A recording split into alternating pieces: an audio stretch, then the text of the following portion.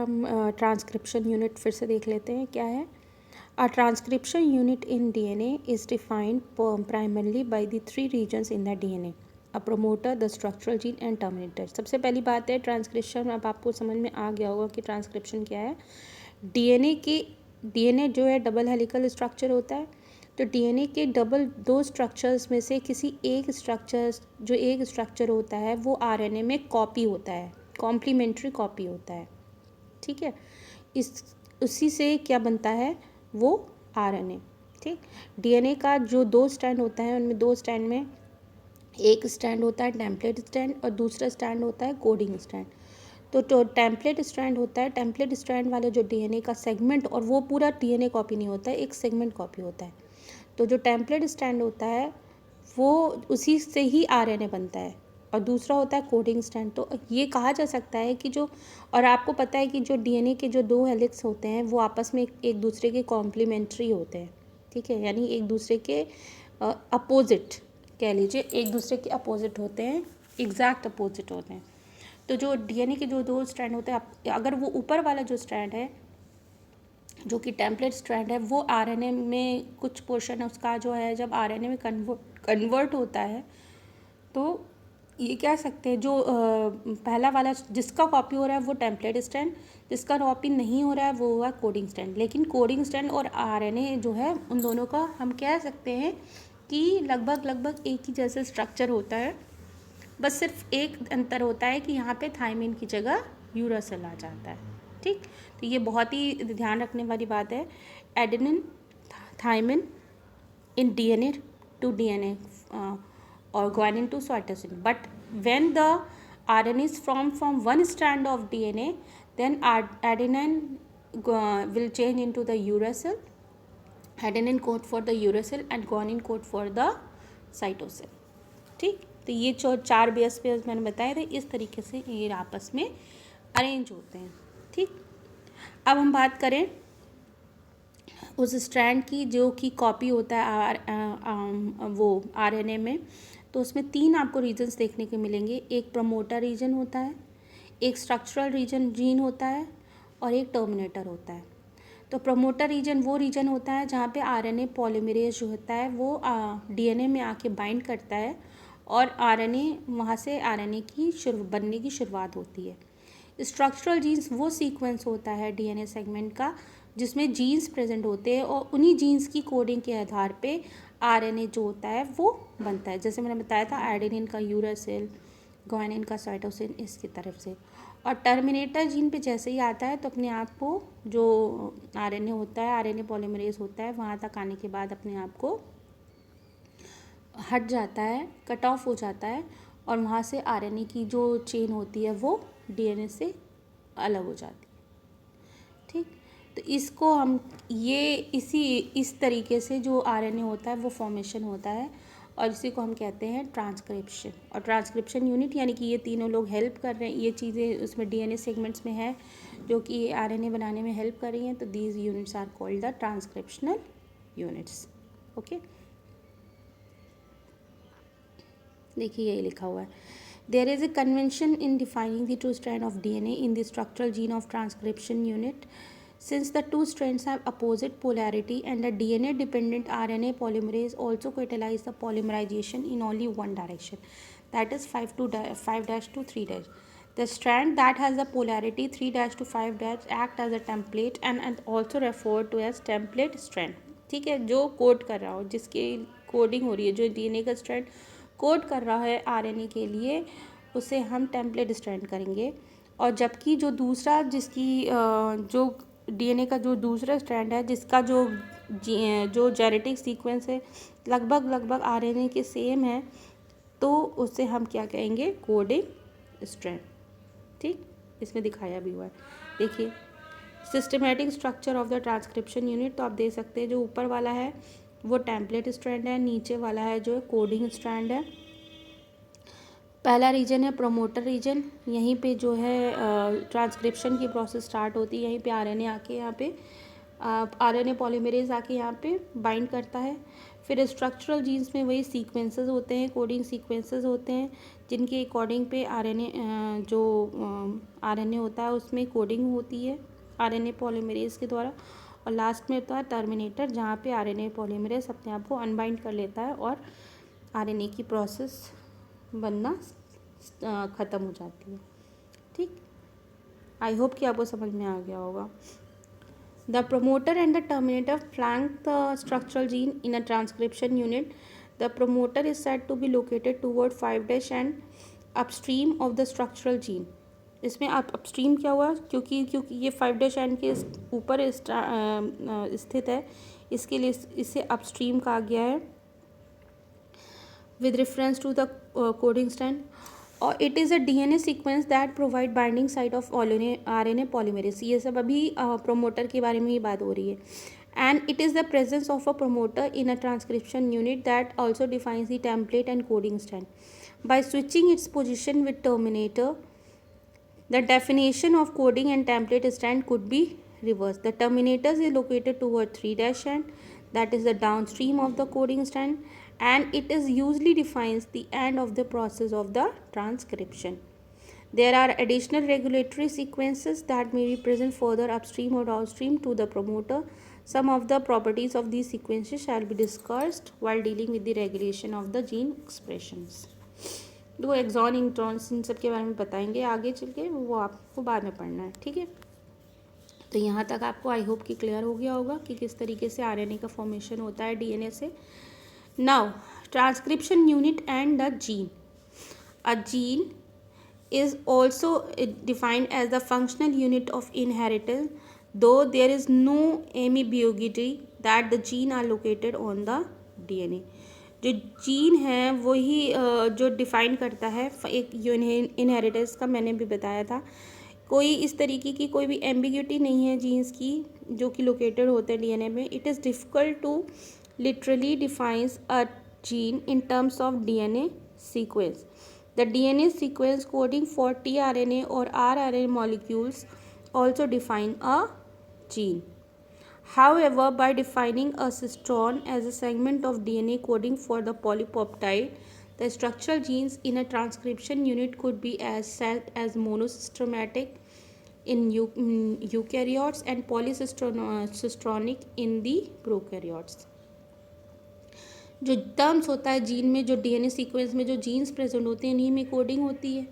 ठीक है, और वही जो जीन्स होते हैं वो टीआरए और आरएनए के लिए भी कोड करते हैं। ठीक है, जब डीएनए सेगमेंट में जो पॉलीपेप्टाइड की जो चेन होती है उसकी कोडिंग होती है पॉलीपेप्टाइड यानी कि प्रोटीन्स की।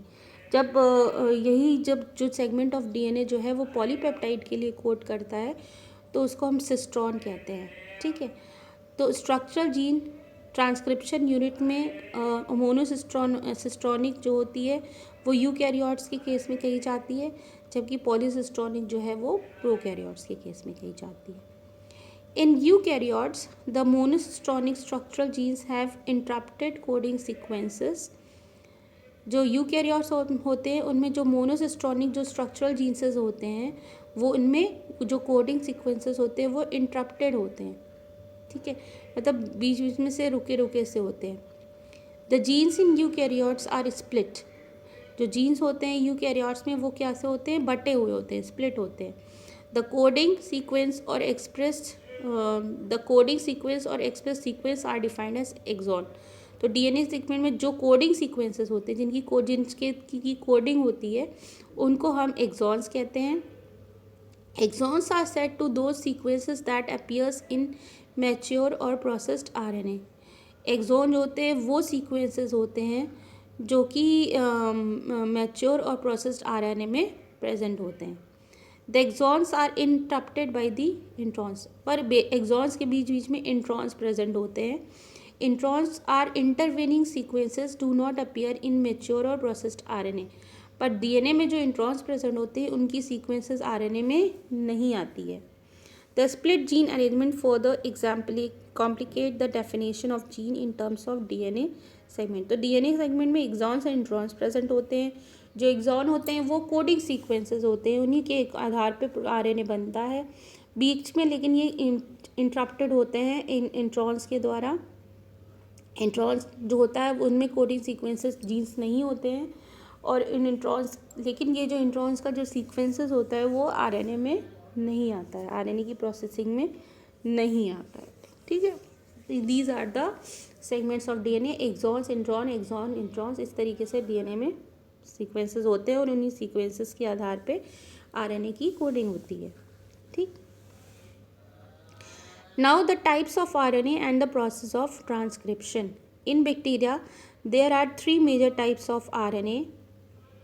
That is mRNA is called the messenger RNA, tRNA is called the transfer RNA, and rRNA is called the ribosomal RNA. तो तीन तरीके के RNAs होते हैं. mRNA मैसेंजर RNA, यानी कि आप जो समुद्र है mRNA का, वहाँ पे मैसेंजर्स आरएनए प्रेजेंट होते हैं. फिर टीआरएनए यानी ट्रांसफ़र आरएनए की जो एमिनो एसिड्स हैं उनको उठा के लाने का काम करता है आरएनए के एमआरएनए के पास में टीआरएनए. और राइबोसोमल आरएनए एक तरीके की जो होती है मशीनरी होती है, जहाँ पे एमआरएनए की चेन जब और एमिनो एसिड की चेन जब अंदर जाती है तो वो पॉलीपेप्टाइड बढ़ के बाहर निकलती है. ठीक है. All three RNAs are needed to synthesize a protein in a cell. The mRNA provides the templates. जो mRNA होता है मैंने आपको बताया वो टेम्पलेट प्रोवाइड करता है. उसी mRNA की कोडिंग के अकॉर्डिंग जो है एमिनो एसिड जो होता है वो चुन के जो है tRNA के द्वारा फिक्स किए जाते हैं उसके mRNA की टेम्पलेट चेन के सामने. और ये चीज़ें कहाँ होती हैं, ये होती है राइबोसोमल्स में, यानी राइबोसोम्स में होती है. मशीन टाइप की समझ लीजिए, ढक्कन जैसे होता है ना, उसमें चेन पास होती जा रही है एमआरएनए की, और नीचे से टीआरएनए कोडिंग के सीक्वेंस लाता जा रहा है, और उसी के अकॉर्डिंग दूसरी चेन उसकी फॉर्म हो रही है प्रोटीन्स की. Proteins are made from the amino acids, आपको बताइए. ठीक. Okay. All the three RNAs are needed to synthesize a protein in a cell. The mRNA provides the template, tRNA brings amino acids and reads the genetic code, and RNA plays the structural and catalytic role during the translation. तो तीनों के roles आपको यहाँ पे दिया हुआ है. जो तीनों रोल में जो mRNA है वो टेम्पलेट प्रोवाइड करता है, जो tRNA है वो एमिनो एसिड्स को लेके आता है और जेनेटिक कोड को रीड करता है, और जो आरएनए है वो एक मशीनरी है, स्ट्रक्चर है जो कैटालिटिक रोल निभाती है during the process of translation. Translation की प्रोसेस का मतलब है एमआरएनए से प्रोटीन्स का बनना, is called the translation.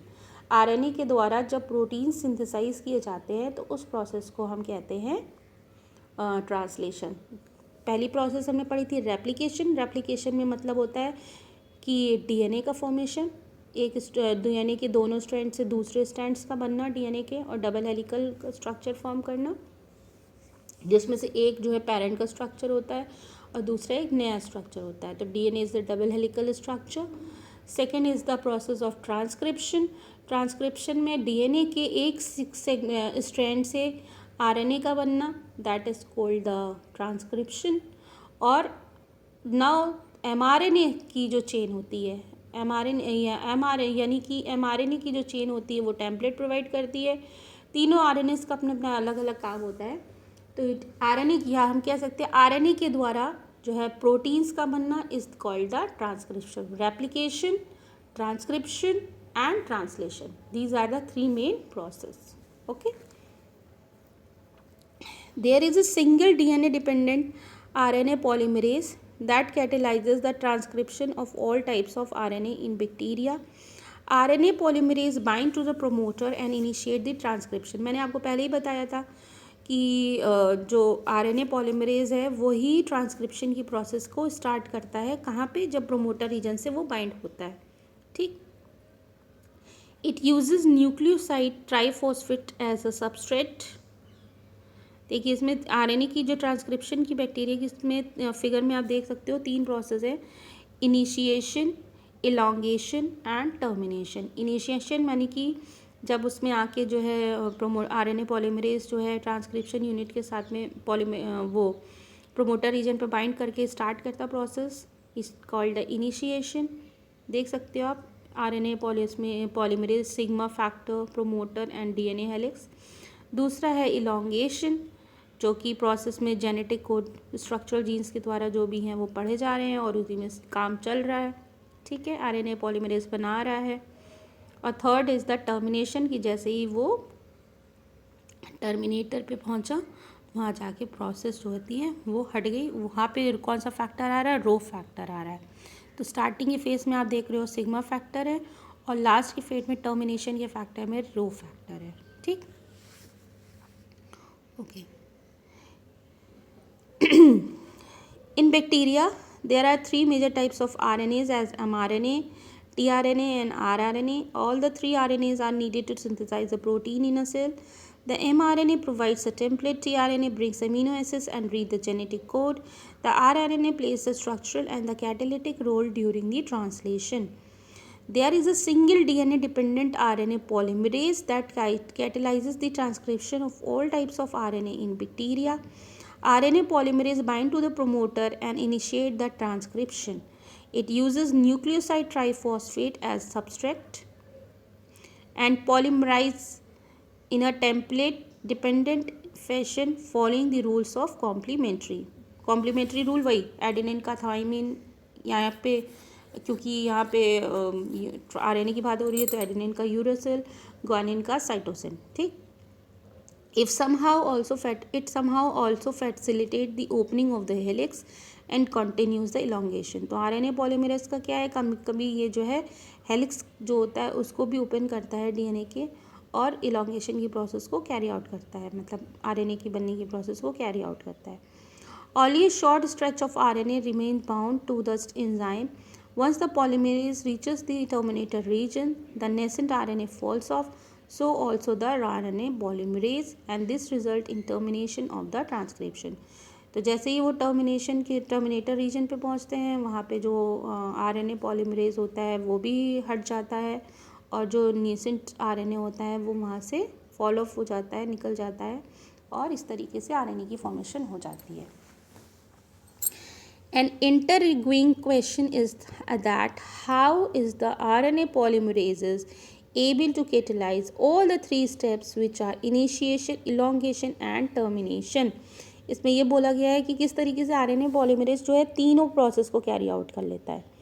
The RNA polymerase is only capable of catalysing the process of elongation. जो आरएनए पॉलीमरेज है वो केवल इलोंगेशन की प्रोसेस को ही कैटेलाइज करता है।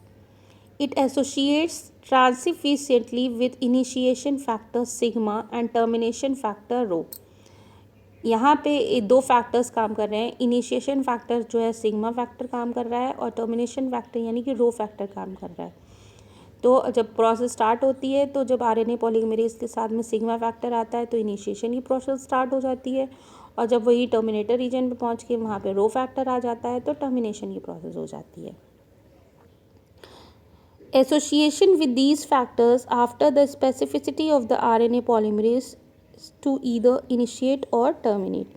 In bacteria, since the mRNA does not require any processing to become active, and also since transcription and translation takes place in the same compartment, there is no separation of cytosol and like nucleus in the bacteria. Many times the translation can begin much more before the mRNA is fully transcribed. Consequently, the transcription and the translation can be coupled in bacteria. In eukaryotes, there are two additional complexities. First, there are at least 3 RNA polymerases in the nucleus. There is a clear-cut division of labor, क्योंकि 3 तरीके के वो होते हैं RNAs होते हैं, rRNA, mRNA और tRNA, तो इसीलिए 3 तरीके के RNA पॉलीमरेसेस की ज़रूरत होती है। The RNA1 polymerase transcribes the rRNAs। जो RNA पॉलीमरेज 1 है वो राइबोसोमल RNA के लिए काम करता है जो कि 28S, 18S और 5.8S, जबकि RNA पॉलीमरेज जो 3 है वो ट्रांसक्रिप्शन की प्रोसेस जो में tRNA के लिए कोड करता है, और जो RNA पॉलीमरेज 2 है वो mRNA के लिए कोड करता है। ठीक। The second complexity is that the primary transcripts contain both the exons and the introns and are non-functional, hence it is subjected to a process called splicing. Okay. जो second complexity है वो ये है कि जो भी प्राइमरी ट्रांसक्रिप्ट है वो बोथ एक्सॉन और इंट्रॉन्स कंटेन करते हैं। इंट्रॉन्स मैंने आपको बताया था नॉन फंक्शनल होते हैं, hence it is subjected to a process called a splicing. तो स्प्लाइसिंग की प्रोसेस के अंतर्गत जाता है जहाँ से इंट्रॉन्स जो होते हैं उनको रिमूव किया जाता है और एक्सॉन्स को जो है ज्वाइन कर दिया जाता है।